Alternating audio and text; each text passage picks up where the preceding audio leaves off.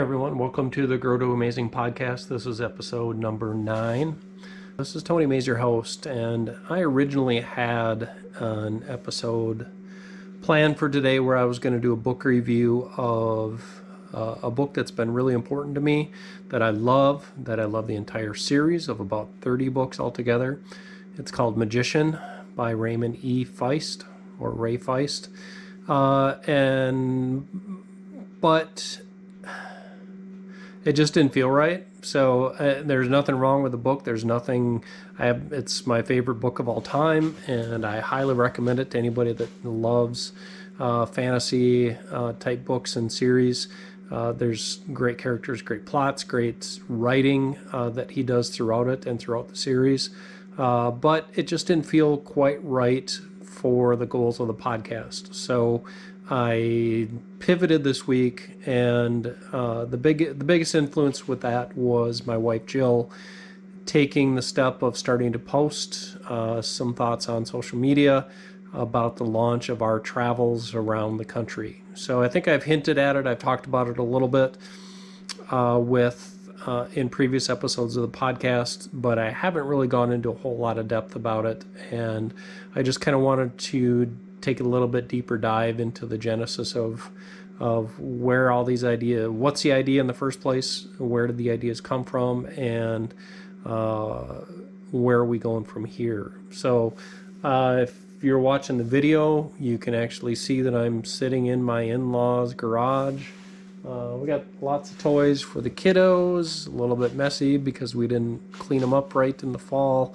It's not on my in-laws, that's on us. So but we have the boys go crazy with the toys and they love them, so we really appreciate that. But we've been staying here with Jill's parents since the end of August, and we are so thankful for them taking us in.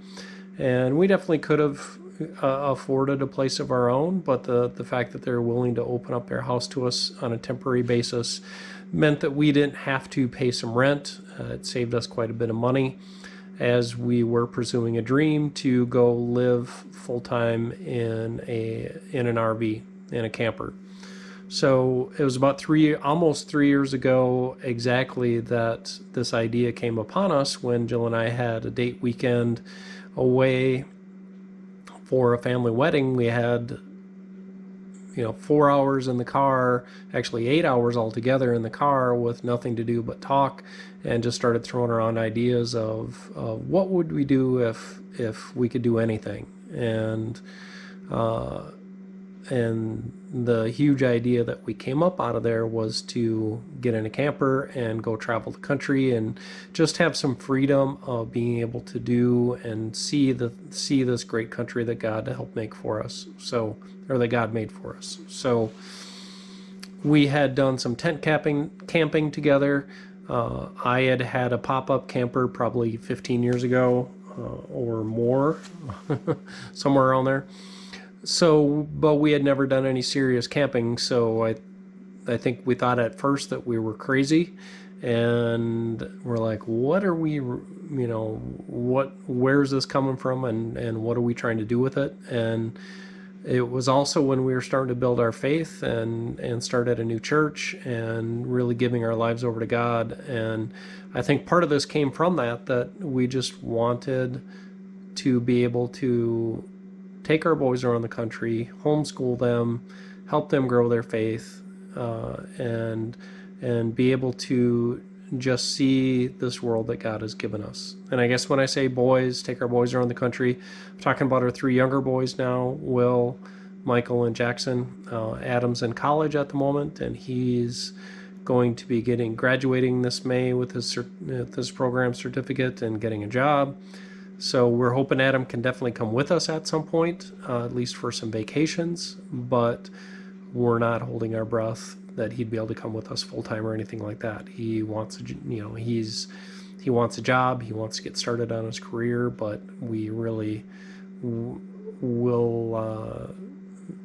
miss him, and we hope that he can definitely come with us sometime. So when I say boys, I do mean the 3 younger boys. But at the time we started just looking, we started questioning, if we tried to make this work, what would we do? And we had settled on a Class A motorhome, which is like the big buses, basically. And without knowing anything, without really looking, that just seemed like the best alternative. And that was probably the wrong choice for us, I think, at the time. It was just there, you don't get enough space for your money. They tend to be, for newer models, more expensive than a comparable fifth wheel camper and truck. So and there's just not a lot of space for me to have an office and be able to work while we're on the road, because that is a requirement right now. And at the time, we were also hugely in debt. So we had a house in Holman, Wisconsin, but we didn't have. We still had a lot of unsecured debt between student loans and credit cards and things like that we needed to take care of.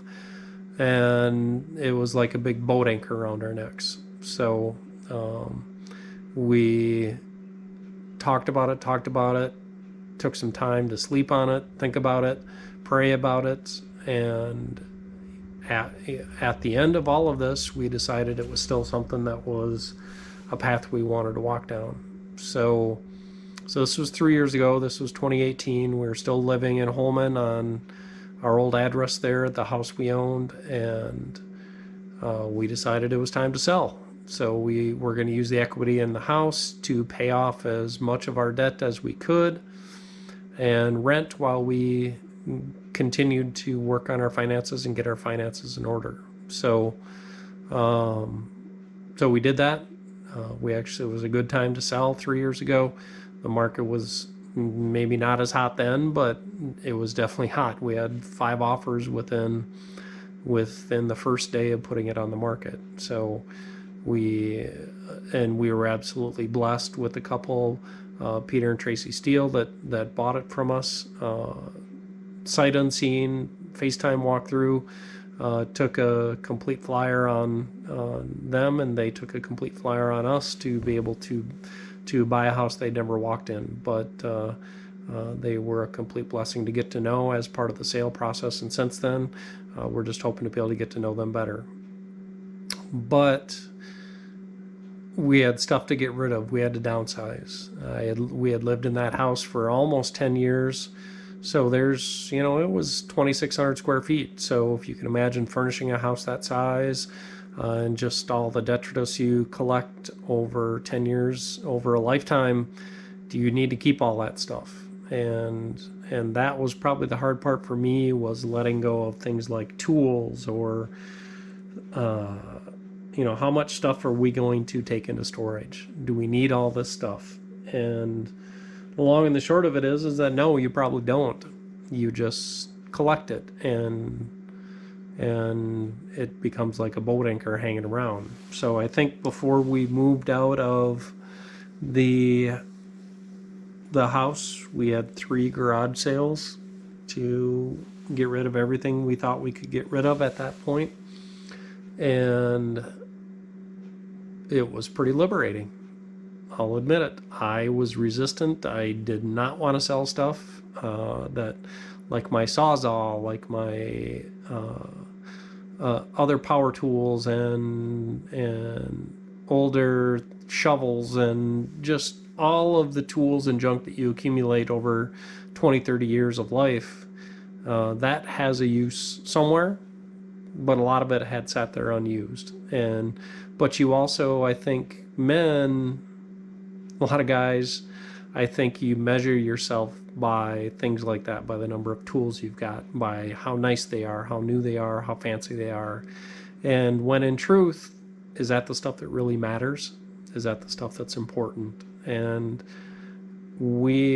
because of the financial situation we'd been in, we hadn't been able to travel quite as much as we liked. We hadn't been able to visit family like we'd been promising them we would, and not that promises all have to come true, but we wanted to spend time with our family while we could. And I don't want to wait until I'm 70 years old to start traveling this country. I want to do it while we can really enjoy it and get out and do all the things that we want to do. And with the 3 younger boys, it is just going to be a blast to explore this country and take a look at it. So So fast forward, we rented for almost 2 years and did our best to continue to pay debt and start to save and explore the options for what we wanted to do with the RV. And at the end of August this year, while in July, we had some issues with our landlord. I'm not going to go into any of that, but we ended up needing a place to stay. We were hoping to go month to month and just be able to keep going forward with the camper and secure that and do all of that while we were still living in our rental, but that wasn't to be. So we needed a short-term place to live, and that turned out to be with Jill's parents. And like I said, it's a complete blessing that they have a home that they were able to open up to us and let us stay. Hasn't been necessarily easy. Anytime you put 10 people into a house, that can make for some interesting situations, especially when it's two different family groups and there's 6 kids involved and different ideas on parenting and playtime and all those different things. But so it's not perfect, and none of us are perfect. If anyone wants to throw stones there, come and let me know. But just the whole experience of the boys being able to be close to their grandparents and aunts and just to be able to get closer time with family has been a blessing for us. So, but we're getting close to the end of that. If you saw Jill's post on Facebook, we are within, we actually just booked our initial campsite for April 23rd. So we are actually 1 month out from taking this show on the road. And it's terrifying, it's exciting, it's so many things that, I never would have pictured myself doing something like this. But it seemed like the perfect thing to do when we sat down and talked about it. We're going to explore this entire country and be able to see so much of it. We're going to bring you along with it. My wife she'll have a YouTube channel for our videos that we're going to put together. She's got an Instagram page she's bringing up. We'll probably get the TikTok thing going at some point and be able to take a look at it and figure out what we're doing there. But we want you to come along with us, and we want to build a way to share our experiences and our faith and the blessings that we're receiving as we take this journey and as we immerse ourselves in this culture that is traveling and living full-time in a camper. It's kind of scary with COVID, but that's where our faith comes in. The faith that God wouldn't send us down a path that we're not designed to handle. So 30 days from today, we'll be moving our camper.